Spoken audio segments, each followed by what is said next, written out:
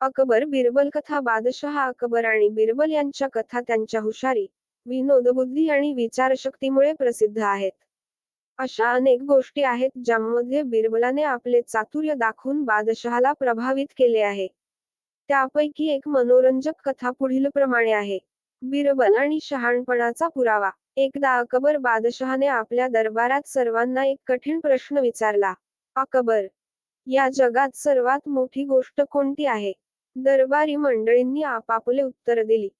कोणी म्हणाले पर्वत, कोणी म्हणाले समुद्र, तर कोणी चंद्र आणि सूर्य. मात्र अकबर या उत्तरांनी समाधानी नव्हता.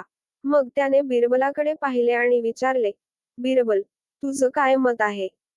बिरबल हसत म्हणाला, जहपह, या जगात सर्वात मोठी गोष्ट आहे मानवी मन.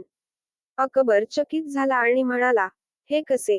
बिरबल म्हणाला, कारण मानवी मन काहीही विचार करू शकते.